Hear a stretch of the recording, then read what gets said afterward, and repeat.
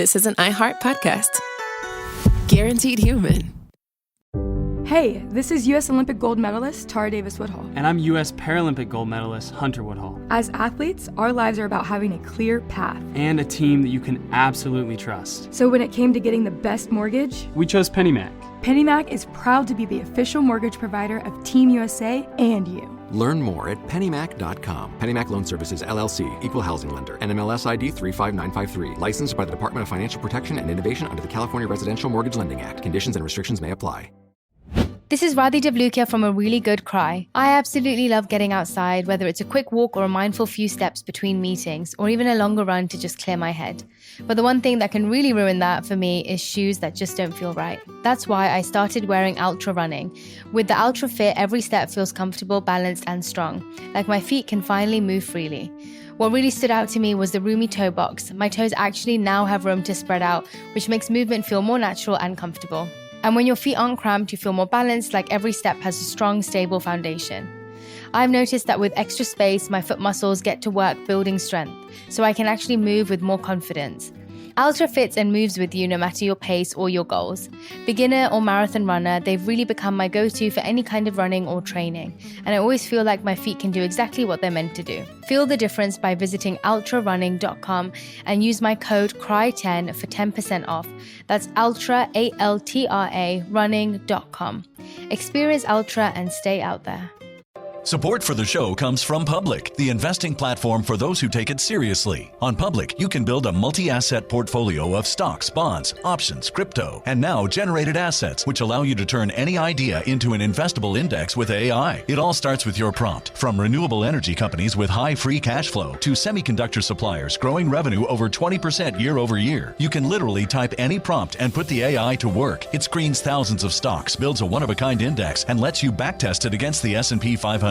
Then you can invest in a few clicks. Generated assets are like ETFs with infinite possibilities, completely customizable and based on your thesis, not someone else's. Go to public.com/podcast and earn an uncapped 1% bonus when you transfer your portfolio. That's public.com/podcast. Paid for by Public Investing. Brokerage services by Open to the Public Investing Inc. Member FINRA and SIPC. Advisory services by Public Advisors LLC, SEC registered advisor. Generated assets is an interactive analysis tool. Output is for informational purposes only and is not an investment recommendation or advice. Complete disclosures available at public.com/disclosures.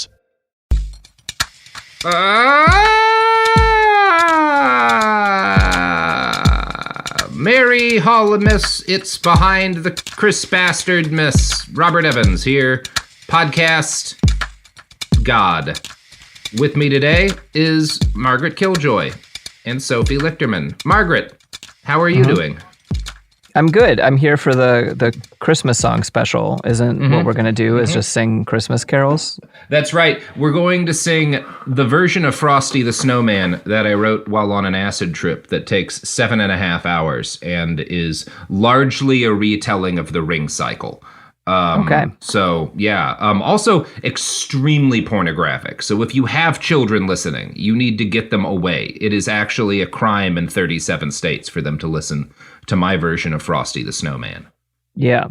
And the worst part is that actually, if anyone listens to it, Robert goes to jail. That's right. That's right.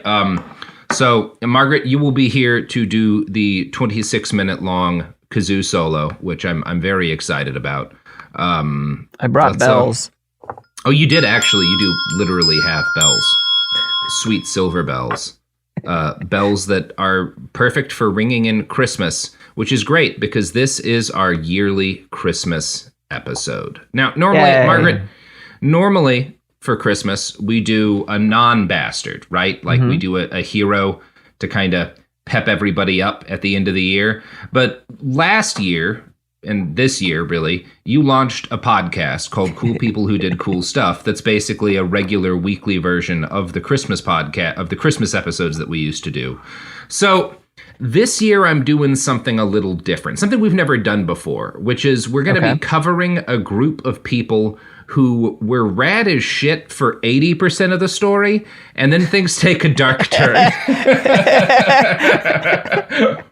So 90% of the revolutionaries in human history is what we're talking about today. Yeah. And there's a lot of fascinating moral questions with the group that we're going to be talking about. Have you ever heard about a terrorist group called Nakam? No, I don't think so. Awesome. Wait, I don't know. We'll find out. Yeah, we will find out indeed. Margaret, before we get into this episode, I want to do a little thought experiment for everybody here. I want you to imagine that a few years down the line, a church or a political party rises up in the United States and starts trying to spread a fascist gospel around the country. And this gospel takes off among a significant chunk of the population. Mm-hmm. And let's say... It's far-fetched, but... Yeah, far-fetched. And let's say that these fascists are specifically targeting people like you and the folks that you love. Whatever thing you identify as, whether it's gender orientation, religion, sexuality, political ideology. They're targeting like you and the people that you love.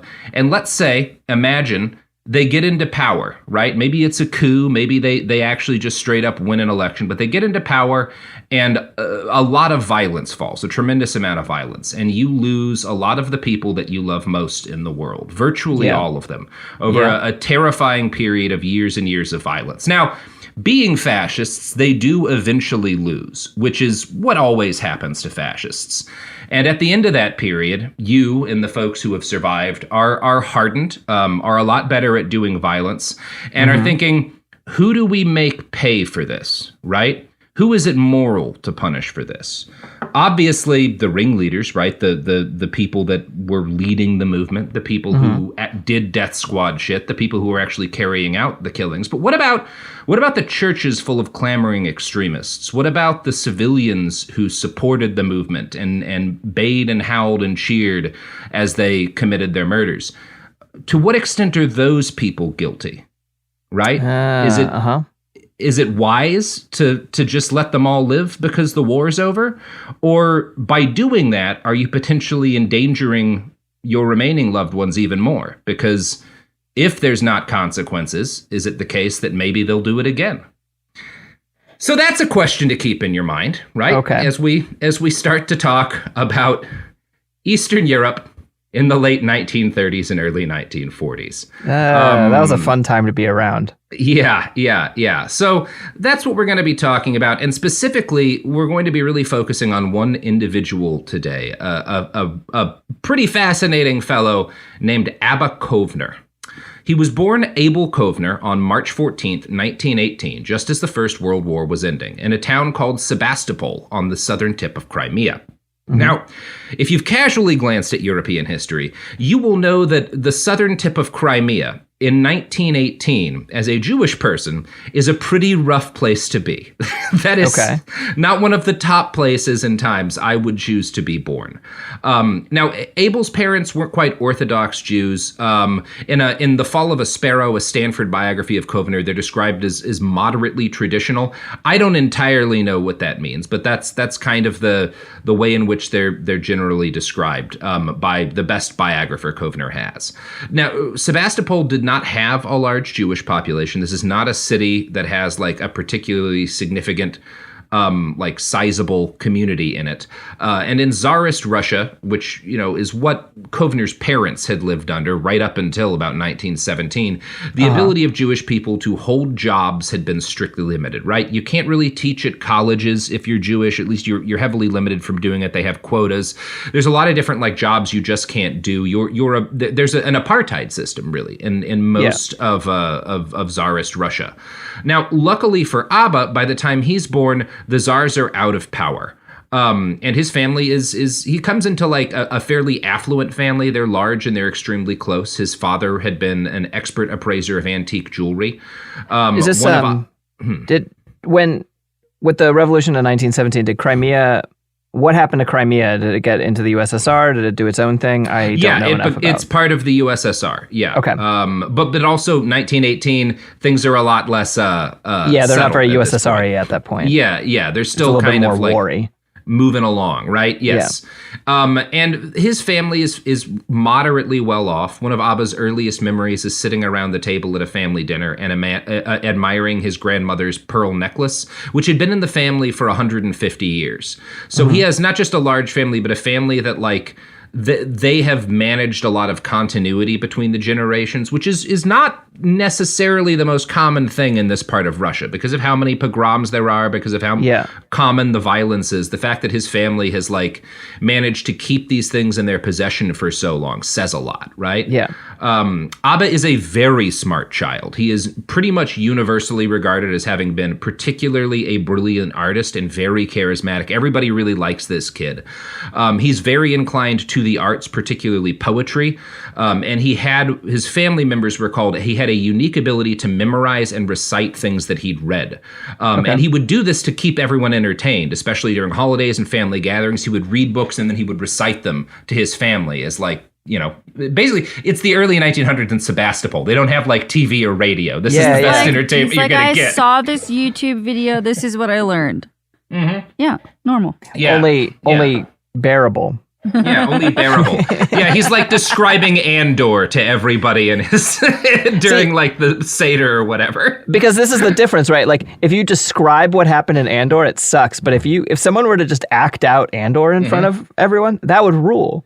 Yeah, have you ever seen that movie? I forget the name of it. I think Reign of Fire is the name. It's about like dragons destroy civilization and it's apocalyptic Britain. There's a great scene where like a bunch of post-apocalypse survivors are like sitting around a campfire doing Star Wars for each other. Yeah.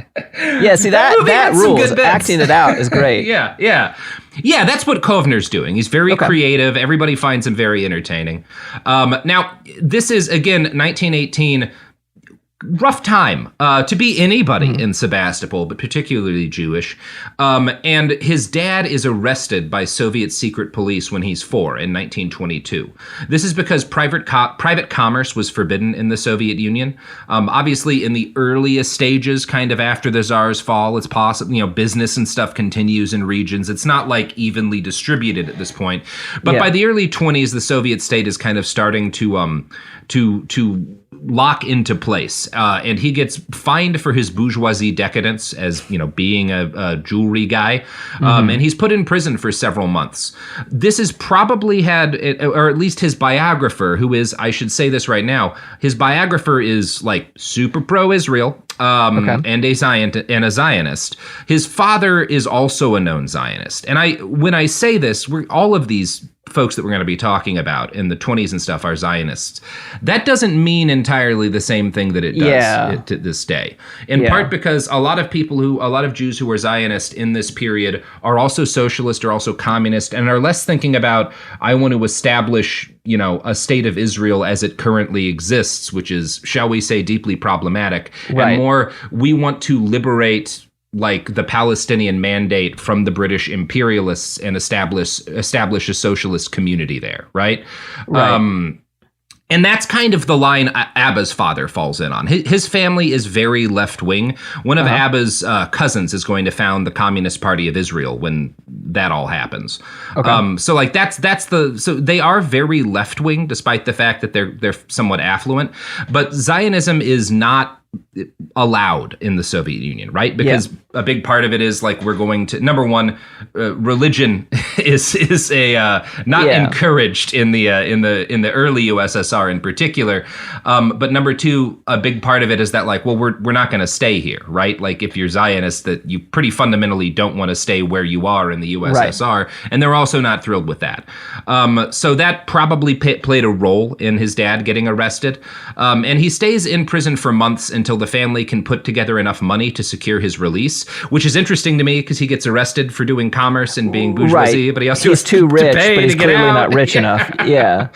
I don't know. You know, whatever. By 1926, the Kovners had decided that the Soviet Union was not a great place for them.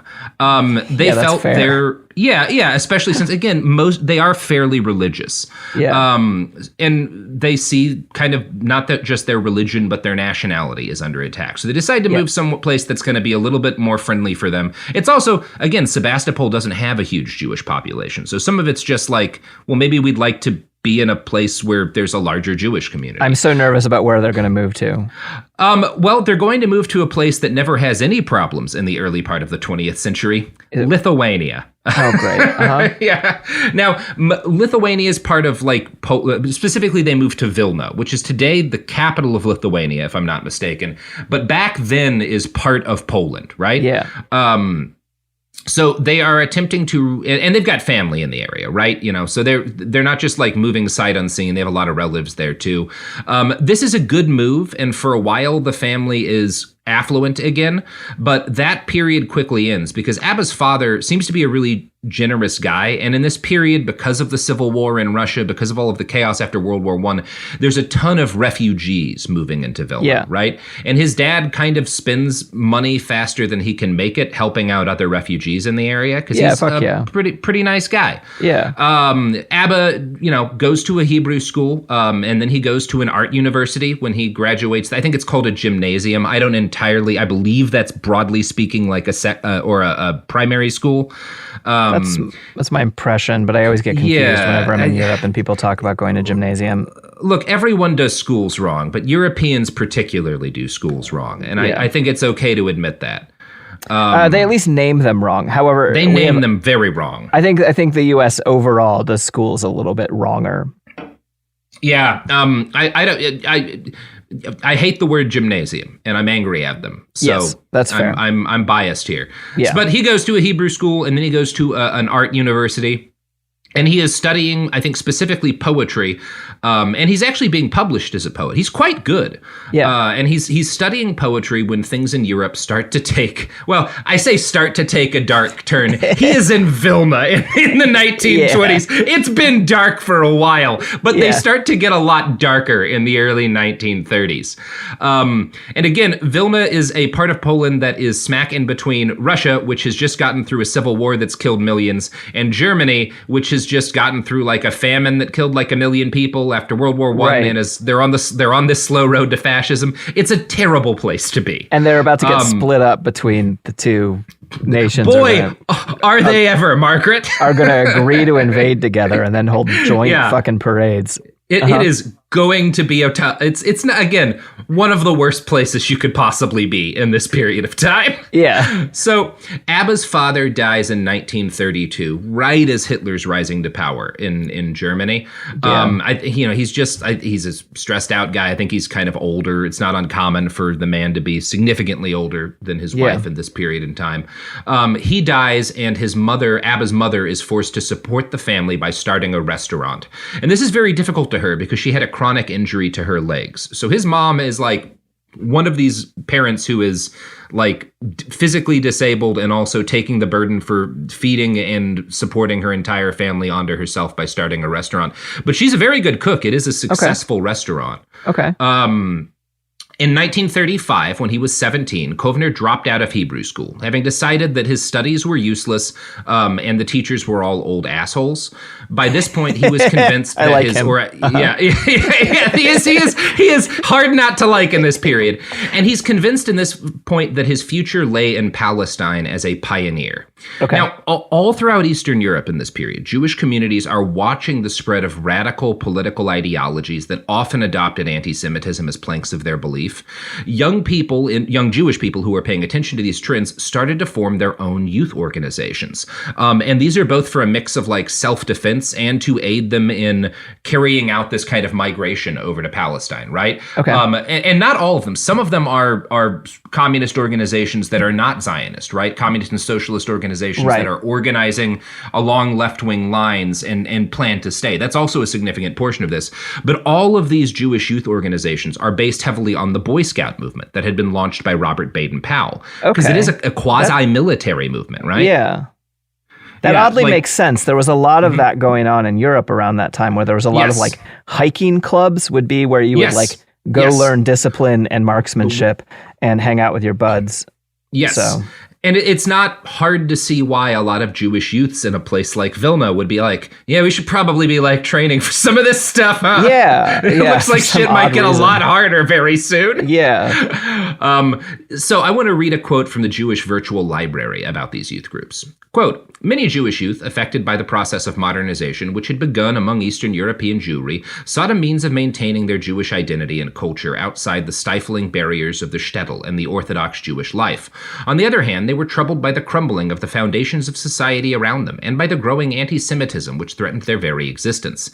In its early stages, the movement was heavily influenced by the Boy Scout movement, organized by Baden-Powell, and it embraced scouting as a basic principle to teach ghetto youth self-reliance, outdoor life, and a love and knowledge of nature. Another important influence upon them was the Wandervogel movement in Germany, which emphasized youth's independence and creativity. And the Wandervogel movement there's a mix of the Nazis that are kind of like inspired and related to it, and there's also a lot of reaction to it, because one of the things that happens in the Wandervogel movement is a lot of German youth are having gay sex. Yeah. And they go camping, right? Yeah.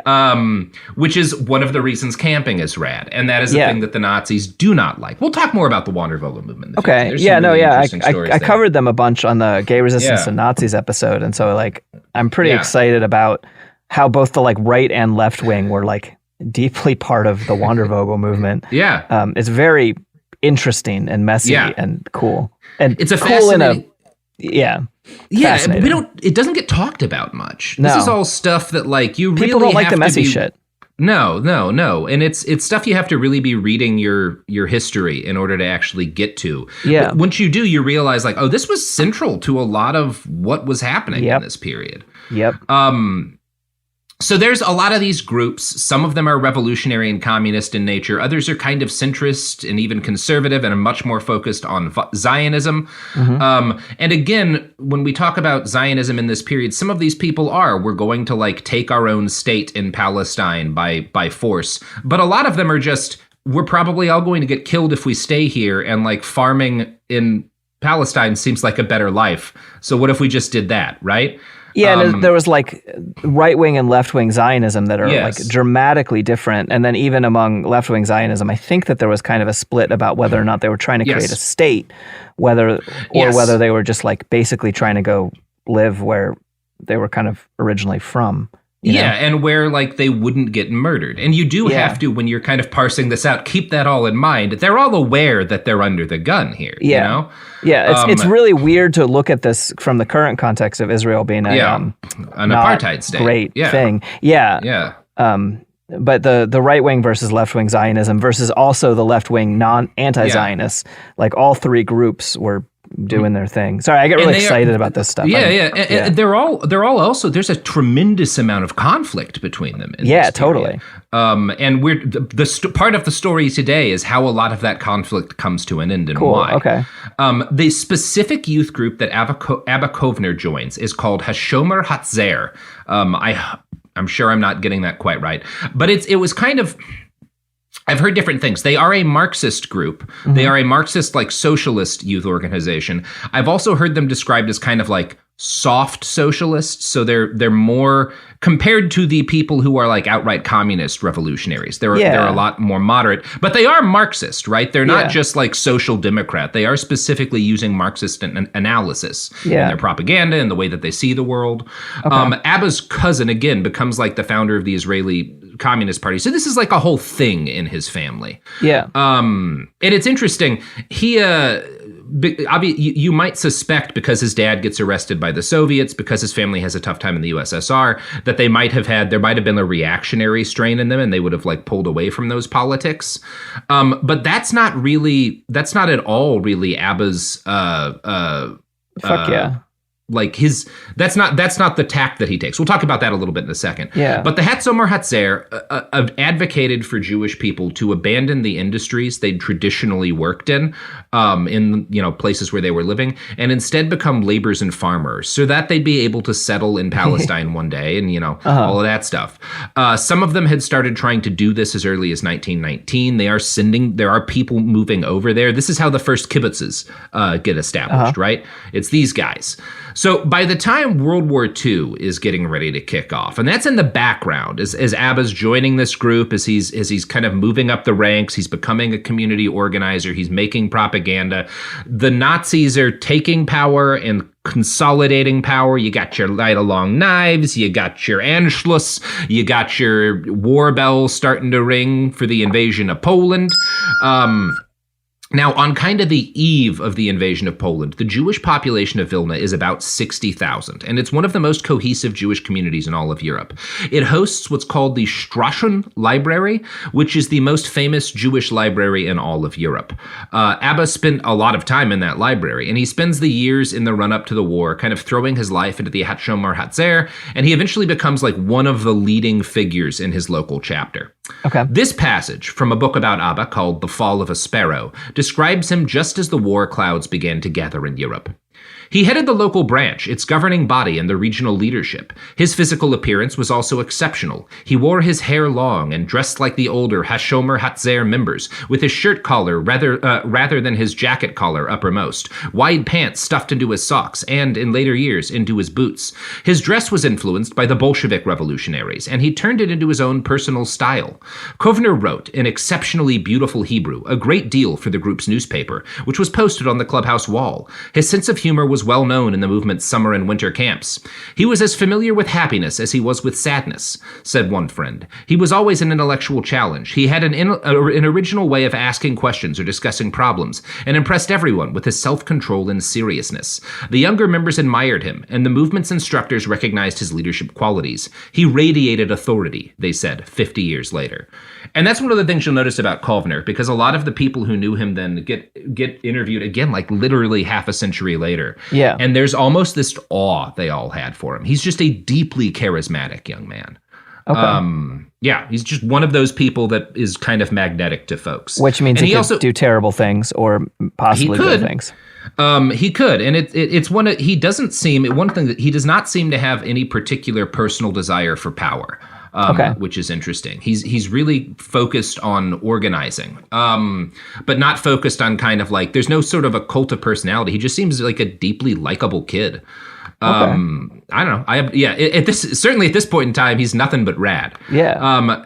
And again, it's interesting that he's very focused on kind of cultivating this image of himself as a Bolshevik, especially considering the problems that his dad has. But his earliest memories, because he's very young when the family is affluent, he doesn't remember that period at all. His earliest memories are after they move to Vilna when they're very poor. Like when his dad dies, when his mom's got to try to keep the family together.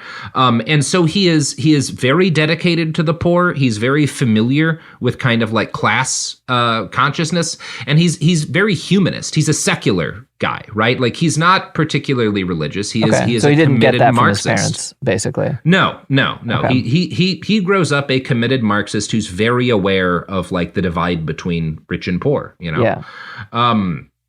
Everything changes in his life on September 1st, 1939, when Germany invades Poland. At once, they begin to implement the early stages of the final solution, which had not yet been fully plotted out, but was broadly understood by the Nazi elites. Yeah. They started forcing Jews into ghettos, and mass killings were common in the parts of Poland that the Germans took over. Thousands of men were taken at gunpoint and put into forced labor battalions.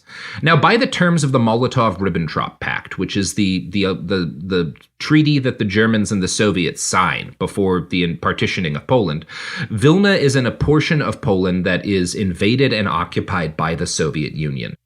As things begin to settle down and the new Russian occupiers start to take effective control, it became clear that the youth movement was going to be forcibly disbanded.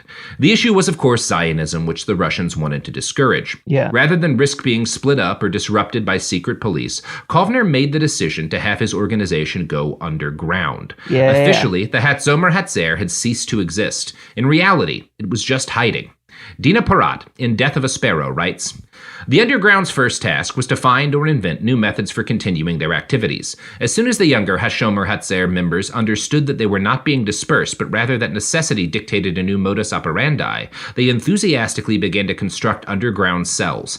They were organized by the leadership into groups of 5, a method learned from reading pre-revolutionary literature, recounted Kovner, and only the most reliable members were accepted. Key members were sent to places outside Vilna, disguised as Christians. In private homes and outside the city limits, they continued to study Hebrew, hid books taken from the great libraries closed by the Soviets, which had been the heart and symbol of Jewish Vilna, and even held a few seminars. And again, at this point, their primary goal, they're helping refugees, they're trying to continue to carry out the practice of their religion, the study of their history, and they're also continuing, they're not able to continue to help people immigrate over to Palestine right now, but they're trying to keep that infrastructure set up so that they can again one of these days. Yeah. Now, they're not an insurrectionary organization at this point, and they don't have any desire to fight a rebellion against the Soviet state. But right, but they just want to be able to keep doing their shit while the Soviets are... That and Kovner and a number of others are aware that shit with the Nazis is going to cook off, and there will be a need to fight at some point. And so they are kind of consciously setting themselves up in a structure that will be able to survive and resist in the days that are coming. And those days come pretty quickly. On June 22nd. You know what comes before other things? What's that, Margaret? It's the ability for people to exchange money for goods and services. That's right, Margaret. That's really the most revolutionary activity, is exchanging money for goods and services. Absolutely. Mm-hmm. This podcast is sponsored by BetterHelp. I get it. February's full of flowers, candy, stuffed animals, and of course, expectations about Valentine's Day in particular, and about relationships and dating in general. And these conversations, these expectations can feel overwhelming and stressful. No matter where you are, whether you're married or dating or single or just focusing on you, you're right on time, and therapy can help you find your way and see more clearly where you want to be. So if you're looking for a little bit of help figuring out things in your own love life, if you're looking for some help balancing things, therapy can be a great option, and BetterHelp is one option for therapy you should consider.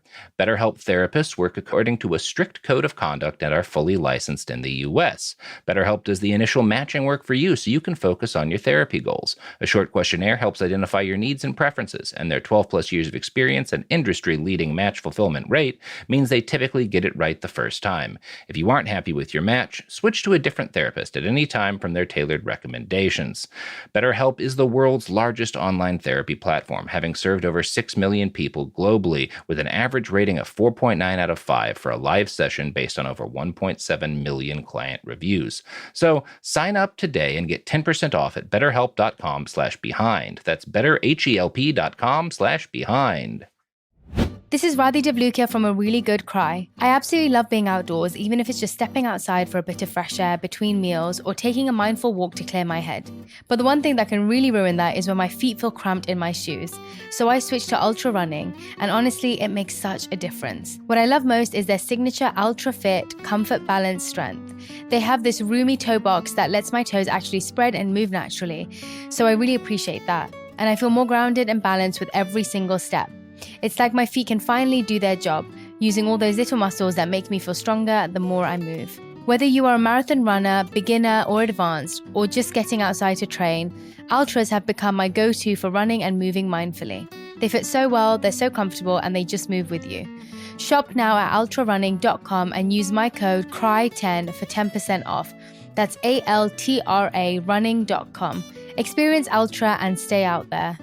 Support for the show comes from Public, the investing platform for those who take it seriously. On Public, you can build a multi-asset portfolio of stocks, bonds, options, crypto, and now generated assets, which allow you to turn any idea into an investable index with AI. It all starts with your prompt. From renewable energy companies with high free cash flow to semiconductor suppliers growing revenue over 20% year over year, you can literally type any prompt and put the AI to work. It screens thousands of stocks, builds a one-of-a-kind index, and lets you backtest it against the S&P 500. 100. Then you can invest in a few clicks. Generated assets are like ETFs with infinite possibilities, completely customizable and based on your thesis, not someone else's. Go to public.com/podcast and earn an uncapped 1% bonus when you transfer your portfolio. That's public.com/podcast. Paid for by Public Investing. Brokerage services by Open to the Public Investing Inc. Member FINRA and SIPC. Advisory services by Public Advisors LLC, SEC registered advisor. Generated assets is an interactive analysis tool. Output is for informational purposes only and is not an investment recommendation or advice. Complete disclosures available at public.com/disclosures.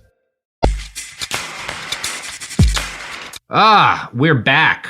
I got my socks tucked into my fucking boots because I'm a radical. Yeah, but what if you start with him tucked into your socks? That was the look that I was more nervous about. When he had his pants tucked into his boots, that's always a solid look, right? No notes. Tucked into your socks, I don't know. I got to see it to believe it. What about having your boots tucked into your socks? What if you put your socks on the outside of your boots? If you're attempting to move across terrain in ways that you don't leave noticeable tracks while doing things at night, I've heard that that's a reasonable thing to do. Well, this has been Margaret's advice on how to carry out an insurrection. Welcome. Now it's time to go back to the story. Yay. So, we've just been talking about Kovner and his fellows are kind of preparing themselves for the future inevitability of a guerrilla war. Right. And that inevitability becomes inevitable, I guess, on June 22nd, 1941, when Germany institutes Operation Barbarossa, which is still the largest military operation in human history. I think they invade with like 3.5 million men or something. It is a titanic operation. And if you've read like your history, the Titanic. Yes, it ends a lot worse than the Titanic. It can't fail. But it goes great for a while. Again, like the Germans carry out the largest encirclement operations that have ever happened. There's like million-man blocks of the Soviet army that are just like annihilated or surrender or whatnot. It's a whole big thing. It's not going well for them at first. Yeah. And the Germans fairly quickly enter the Lithuanian portions of the USSR, including Vilna. This comes as a shock. Kovner's ready for something to happen, right? He's not shocked by the fact that the Nazis do Nazi shit, but everyone's shocked at how poorly the Red Army performs, right? By the fact that they fall apart so quickly. And so they're not able to get away from this, right? Some Vilna Jews, handfuls, are able to escape, but nearly everyone is trapped by Luftwaffe bombardment and Wehrmacht encirclement. So Vilna is going to be, because it's one of the first large Jewish communities that the Nazis take over during Barbarossa, and they're going to use it as kind of a proof of concept, right? They are testing out extermination methods on Vilna. It's one of the first large Jewish communities that's going to be annihilated by the Germans. Now, when they go in and start exterminating people, most of the actual killing is being done by members of the Lithuanian right wing, members of actually kind of adjacent to these Jewish youth movement organizations, right? These right wing clubs and paramilitary organizations who had been underground under the USSR. Yeah, that tracks. But when the Nazis take over, they're like, hey, we would love to take vengeance on Lithuanian leftists and Jews. And the Germans are like, absolutely, guys. And I'm going to quote from Dina Porat again. When Einsatzkommando 9 entered Vilna in early July, it immediately became clear that the wave had reached the city's Jews as well. Einsatzkommando 9 belonged to the Einsatzgruppen, the SS units that followed in the Wehrmacht's train, and their principal mission was to kill the Jews and Communist Party activists who had remained behind. The activities of national Lithuanian institutions were drastically curtailed, and only those dealing with urban matters were left intact. The Lithuanian police force was placed under SS command, and right-wing units were integrated directly into it. That left little behind the facade of Lithuanian independence, and the Lithuanian murder of Jews, whether committed on their own initiative or under German aegis, brought them nothing in return. The coordinated effort of the two German authorities, the SS and the Army, and the Lithuanian units began on July 4th and marked the beginning of the oppression and eventually the destruction of the Jewish population in Vilna.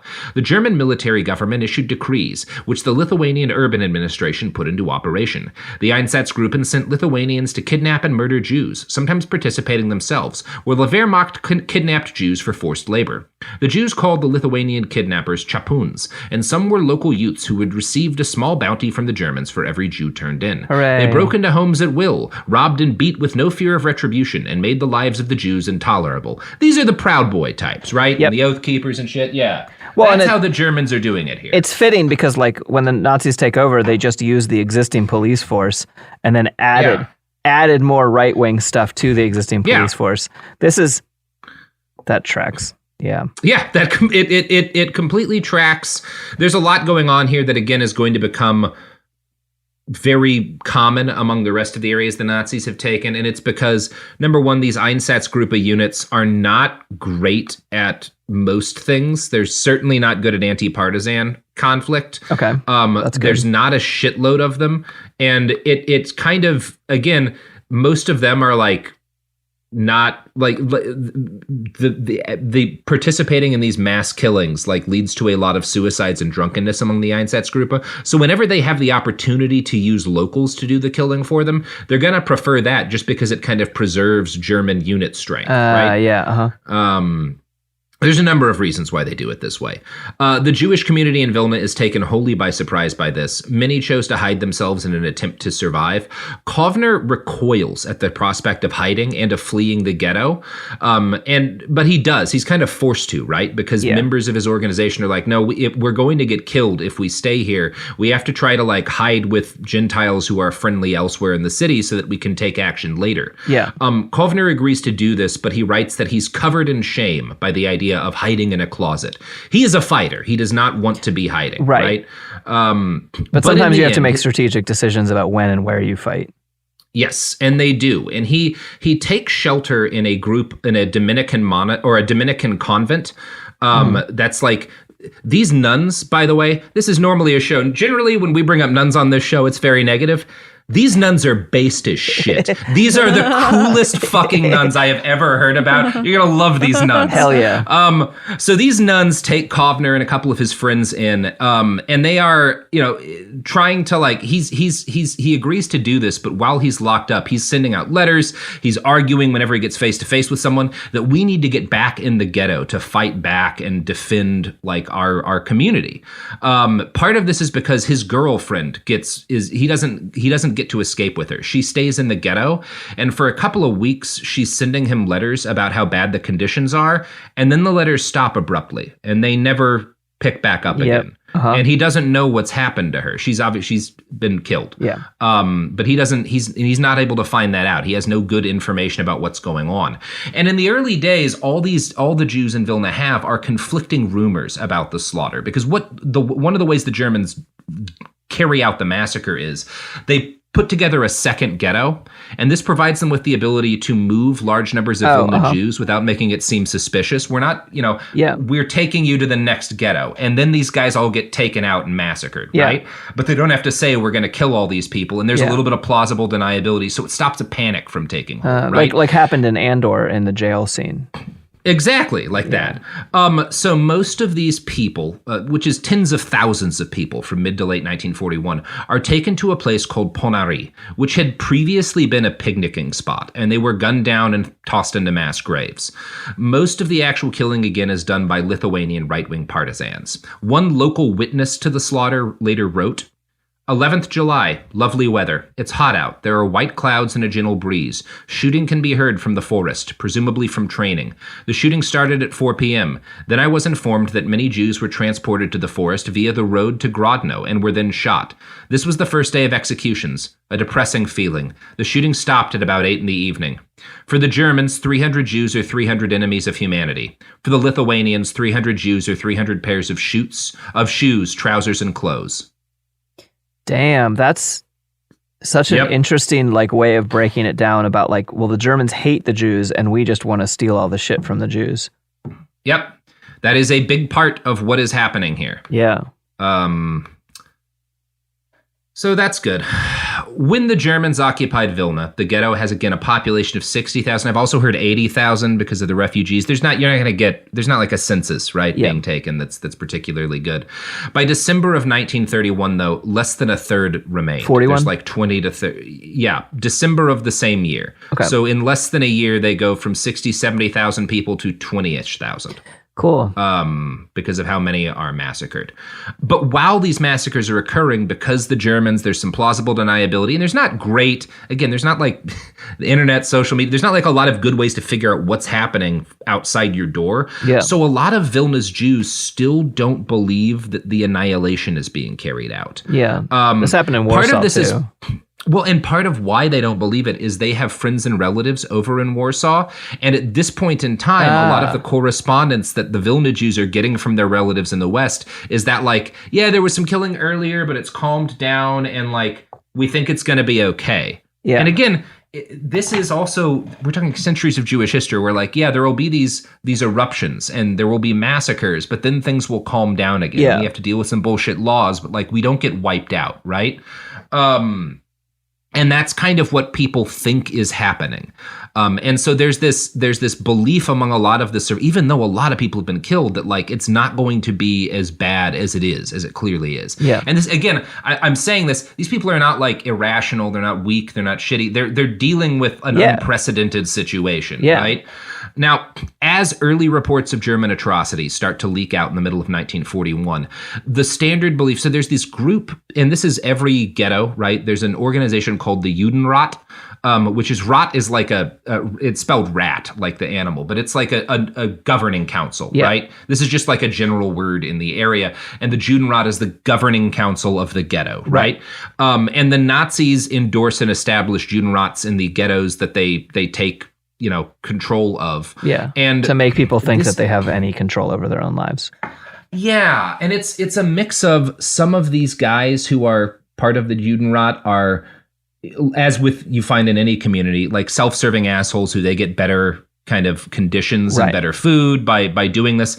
A lot of them, though, are just people who are, well, if we work with them, we can avoid getting massacred. We can, like, reduce the amount of violence our community has to suffer. Again, and again, a lot of, like, people in specifically radical organizations are really angry at a lot of the folks who agree to be in the Judenrat. Obviously, I'm not going to come down morally on anybody who's trying to survive the fucking Holocaust. Totally. Like, this is a fucking nightmare. Yeah. But in this case, there are these, the reports are starting to filter in to the ghetto.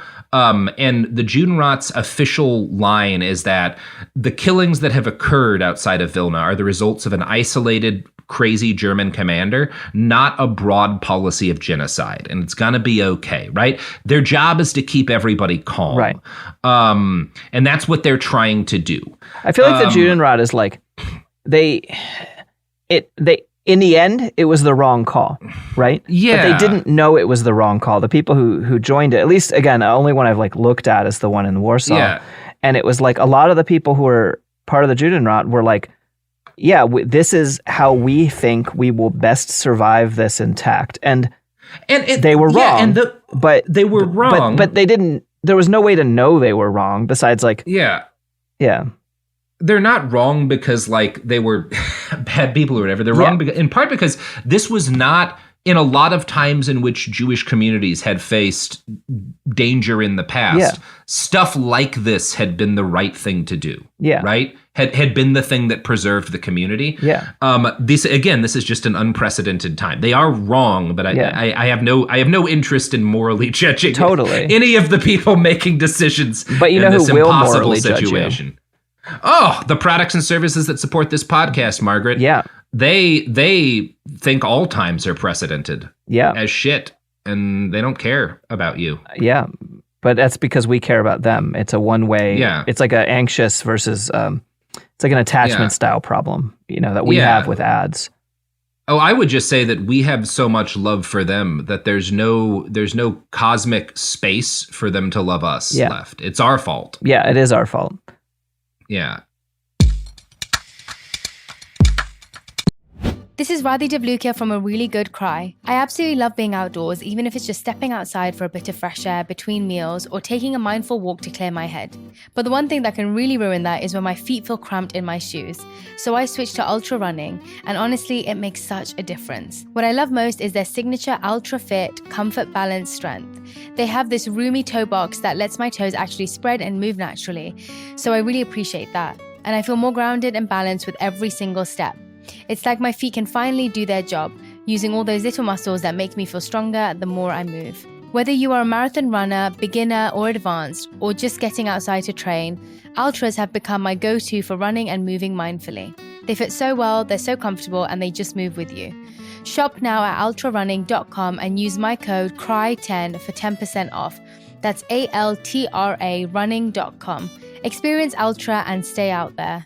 Support for the show comes from Public, the investing platform for those who take it seriously. On Public, you can build a multi-asset portfolio of stocks, bonds, options, crypto, and now generated assets, which allow you to turn any idea into an investable index with AI. It all starts with your prompt. From renewable energy companies with high free cash flow to semiconductor suppliers growing revenue over 20% year over year, you can literally type any prompt and put the AI to work. It screens thousands of stocks, builds a one-of-a-kind index, and lets you backtest it against the S&P 500. Then you can invest in a few clicks. Generated assets are like ETFs with infinite possibilities, completely customizable and based on your thesis, not someone else's. Go to public.com/podcast and earn an uncapped 1% bonus when you transfer your portfolio. That's public.com/podcast. Paid for by Public Investing. Brokerage services by Open to the Public Investing Inc. Member FINRA and SIPC. Advisory services by Public Advisors LLC, SEC registered advisor. Generated assets is an interactive analysis tool. Output is for informational purposes only and is not an investment recommendation or advice. Complete disclosures available at public.com/disclosures. Let's talk about modern home shopping. It's sort of become a fun side hobby, right? Scrolling listings at night, dreaming about kitchens you've never seen, or backyards you haven't even stepped foot in, all from the comfort of pretty much anywhere. Redfin knows a lot of people like you want to own, but are stuck in this browsing mode loop. That's where Redfin flips the script. With listings that update within minutes and tours you can book right from the Redfin app, you can see your dream home the moment it appears. Now, liking a listing is easy, but actually landing it, that's where Redfin comes in. Redfin has over 2,200 agents with local expertise. And Redfin agents close twice as many deals as other agents. That means they want to help you win, not just window shop. Redfin is built to help you go from just looking to wait, this could actually be home. So become the newest neighbor on the block. Visit redfin.com to start finding and start owning. That's redfin.com. We are. Margaret. That's because we think. Mm-hmm. That's right. I think we're the first people to come up with that idea. Yeah. So these guys, again, we have no interest here in morally judging the members of the Judenrat. Yeah. But the fact that they make this choice to try to convince their people that annihilation is not imminent, it's not going to be the right thing to do, right? It does not wind up helping the matter. In late summer, a number of women escaped from mass graves at Ponary. And this is a thing that happened, right? These are, they're either they're wounded, but they survive, or they kind of feign death, and they wind up under a pile of the corpses of their loved ones and then dig themselves out in the night. And they make it back to the fucking ghetto. Holy shit. Or back to Vilna, and they manage to find like friendly people to talk to. Yeah. And they try to warn everyone, right? They try to be like, no, guys, like they are going to kill us all. Yeah. They're already doing it. And again, I'm going to pass over to Dina Porat here. The Judenrat forbade anyone to meet with them. But even individuals far removed from the Judenrat had the greatest difficulty in believing the survivors' accounts. Pesha Aronowitz, who arrived wounded at the home of Dr. Mark Dvoretsky, the ghetto children's physician, managed to convince him, although he hesitated for a long time before believing her. Others, however, were certain she had gone mad, and she stopped telling her story. It was in Vilna and Lithuania, the first places in Europe to see mass murders, that people began to doubt the stories of those who had escaped death, whether they recounted them to Jews who lived nearby and were candidates for the same fate, or to those living in safety. Perhaps the opposite was true, that those who lived near the killing pits and the train stations from which the transports left did not believe, because if they had, they could no longer have continued living. This is the I know that there's no bottom to the worst thing that one could experience during this time, but this is up there. You survive a mass shooting, a mass grave situation. You survive execution. You crawl out underneath your friends and family. You go and warn everyone, and everyone is like, okay, Cassandra, you're just crazy. Yeah. Because they can't believe the enormity of what you're telling them. Yeah. Fuck. And no one believes women. That's probably not a part of it too, right? So Abba Kovner, like most Vilna Jews, did not know what to do at first because he hasn't sat down face to face with all these people. It's just rumors, right? Yeah. And it's rumors that he's hearing while he's hiding underground in a Dominican convent, right? Now, he does eventually succeed kind of in late summer, early fall in leaving the convent and moving to a safe house in the ghetto with some of his comrades. And in September, a group of 2 women and one 11-year-old escape the burial pits and make it back to Vilna. They visit a doctor, again, who is a member of the Hatzomer under Abba Kovner. So this is a guy who's like one of his boys. And when the doctor hears their story, he invites Kovner to come and talk to them. Okay. So for the most part, Kovner spent the early months of occupation focused on smaller tasks, right? He's establishing communications lines. He's helping get safe houses. He's getting his people in position. He's trying to facilitate their movement wherever he can. And this is the first moment, because he's kind of just been keeping himself busy. This is the first moment where he's forced to come to terms with the fact that his community is being exterminated. His immediate thought was that he needed to kill himself. He just wants to die. Like the second he learns that this is happening, his immediate urge is to commit suicide. Yeah. Which is valid. But of course, literally any reaction would be valid. Yeah, exactly. But of course he can't, he can't, he wants to do that, but he can't do that because his people are in danger. Yeah. So he decides to opt for the next best thing to suicide, armed resistance. Now, let's get back to those nuns I was telling you about. Yeah, I'm really excited about this. I'm really excited when Catholics actually do good. The Mother Superior, who had hid Kovner and his friends in the convent, had been distraught when they left. She did not want him to leave. She wanted to help. She repeatedly told him that she wanted to fight alongside them. She's a pretty good ally. And after hearing a bunch of this, Kovner basically tells her, if that's how you really feel, get us some weapons. And so one day in December of 1941, she shows up in full nun garb outside the ghetto with a bunch of hand grenades hidden under her hat. Fuck yeah. That's fucking rad. Yeah. That is quality nunning. She has officially won my favorite nun award. Yeah. Good on you. There's a ton of really good ones. There's the whole thing. Clear. Have you seen the map of Catholics versus voters for the Nazi Party in Germany? Yeah. It's just an inverse map. Which is interesting, of course, because Catholics were very down with fascism in Spain at literally the same time. But it's interesting. I find it interesting. Look, there's like a billion of them now, you know? There's a wide variety of Catholics. Yeah. And this one rocks. She tells him that she wants to join the Jews and fight with them because God is now in the ghetto. That is her, it's very, I think this is pre-liberation theology, but she is very much the place for me is with the people being oppressed because that's where God's going to be. Clearly, totally. Which is fucking based. Yeah. Smuggling grenades into the ghetto in your habit is rad as shit. Yeah. She is like, let me come. I want to fucking kill some Nazis with you. Yeah. And Kovner's like, I need you to go back to the convent. This is how you can help us best. We're not ready to do that yet, but thank you for all of these hand grenades. Yeah.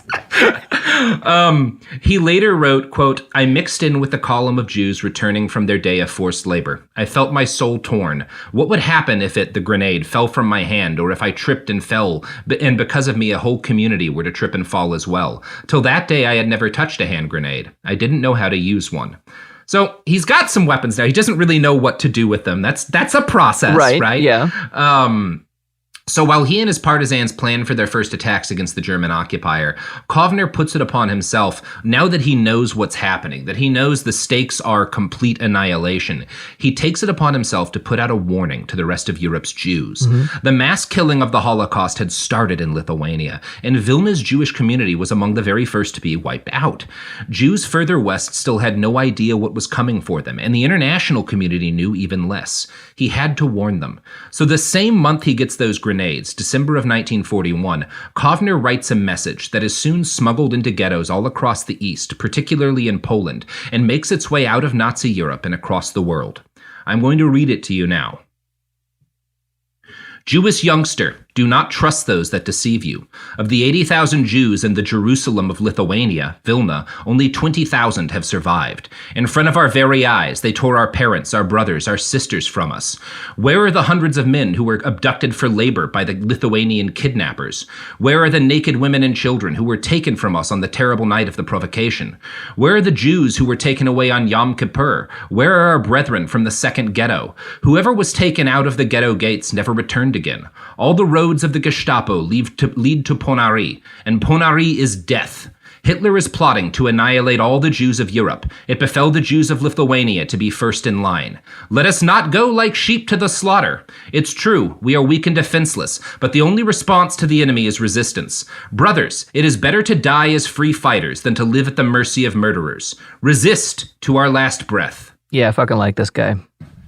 Yeah. This is the first major warning that comes out that, like, what is on the table is complete annihilation. Yeah. Kovner is the one who gives it. So that's where we're going to end part 1. All right. Lots of good stuff. Well, actually, I mean, I don't know. I have no idea what's going to happen next. So.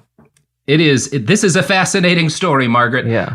But at this point, I mean, Kovner's an amazing man. Yeah. And at this point, like, a guy who is handling himself impossibly well in an impossible situation. Yeah. As are a number of other people, including that based ass fucking Mother Superior. Yep. What a rad lady. Yeah. So think about that and go smuggle hand grenades to someone who probably should just. Margaret, you got some pluggables to plug? I have a story about nuns coming out. Oh, you do? Or rather, I have a story with some nuns in it. I have a book called Escape from Incel Island that does what it says on the title, on the cover. And it is coming out from Strangers in the Tangled Wilderness on February 1st. And you can pre-order it at tangledwilderness.org and get a free poster of the cover. It's a really cool cover. I think people will be excited about it. It's a cool cover. It's a very good book. And you know, when you think about it, Margaret, the Vatican is kind of an incel island. Yeah, it is. I'm sorry. The Catholics are definitely the good guys on this episode, but I couldn't resist that one. No, that's fine. I guess they're Volcel, you know? Yeah, totally, yeah. Definitely Volcel, yeah, sure. Ostensibly Volcel. Yeah, that's what I got. I also have a podcast people can check out called Cool People You Do do. Cool Stuff. Mm-hmm. It's really good. Oh, thanks. Margaret's there. Yeah, TFD. sometimes Robert's there. Sophie's. I am sometimes let there. him. Yeah, I'm always there. Yeah. Yay. I'm also sometimes on Substack, where That's you true. can find me. It's shatterzone.substack.com. Check that out. I write things, usually one thing every week, so you can read more shit from me if for some reason I'm not in your life enough. Anyway, go to hell. And Sons of bitches. Robert, there's a Behind the Bastard show at SF Sketchfest in January, right? Really? You'll be there. Really? Okay, I've never heard you do that voice before, and I didn't enjoy it. I'm just letting you know. Yeah, I didn't enjoy it either. It was a little loud. Honestly, I feel terrible about that. But yeah, it's January 20th. Get tickets via SF Sketchfest. I don't know. There's probably a link. Hell yeah. I won't make the sound sketchy joke again. I already made it once. Mm-hmm. I enjoyed it the first and second time. Thank you. I appreciate it. Excellent. And all right. Bye. Behind the Bastards is a production of Cool Zone Media. For more from Cool Zone Media, Visit our website, coolzonemedia.com, or check us out on the iHeartRadio app, Apple Podcasts, or wherever you get your podcasts. This is Radhi Devlukia from A Really Good Cry. I absolutely love getting outside, whether it's a quick walk or a mindful few steps between meetings, or even a longer run to just clear my head. But the one thing that can really ruin that for me is shoes that just don't feel right. That's why I started wearing Ultra running. With the Ultra Fit, every step feels comfortable, balanced, and strong, like my feet can finally move freely. What really stood out to me was the roomy toe box. My toes actually now have room to spread out, which makes movement feel more natural and comfortable. And when your feet aren't cramped, you feel more balanced, like every step has a strong, stable foundation. I've noticed that with extra space, my foot muscles get to work building strength, so I can actually move with more confidence. Ultra fits and moves with you no matter your pace or your goals. Beginner or marathon runner, they've really become my go-to for any kind of running or training, and I always feel like my feet can do exactly what they're meant to do. Feel the difference by visiting ultrarunning.com and use my code CRY10 for 10% off. That's ultra, ALTRA, running.com. Experience Ultra and stay out there. Life gets messy. Spills, stains, pet accidents, and kid chaos. But with Anabay, cleaning up is easy. Our sofas are fully machine washable, inside and out, so you never have to stress about messes again. Made with liquid and stain-resistant fabrics, that means fewer stains and more peace of mind. Designed for real life, our sofas feature changeable fabric covers, allowing you to refresh your style anytime. Need flexibility? Our modular design lets you rearrange your sofa effortlessly. Perfect for cozy apartments or spacious homes. Plus, they're earth-friendly and built to last. That's why over 200,000 happy customers have made the switch. Upgrade your space today. Sofas start at just $699. Visit washablesofas.com now and bring home a sofa made for life. That's washablesofas.com. Offers are subject to change and certain restrictions may apply. A BetterHelp ad. We get it. February is full of flowers, candy, and, of course, lots of talk about relationships. It can feel like everyone else has it all together in their love lives. But the truth is, we're all still figuring it out. Whether you're working on your marriage, navigating the dating apps, or prioritizing staying single, no matter where you are, you're right on time. Therapy can help you find your way and take some of the pressure off yourself so you can determine what you want, what feels heavy, and how you can feel lighter. Just a little bit of outside perspective from a professional can lead to new understanding and a lot of progress. So the next time you're feeling iffy about your love life, try therapy with BetterHelp and see where it takes you. And remember, you're right on time. Visit BetterHelp.com for 10% off. That's BetterHelp.com. This is an iHeart podcast. Guaranteed human.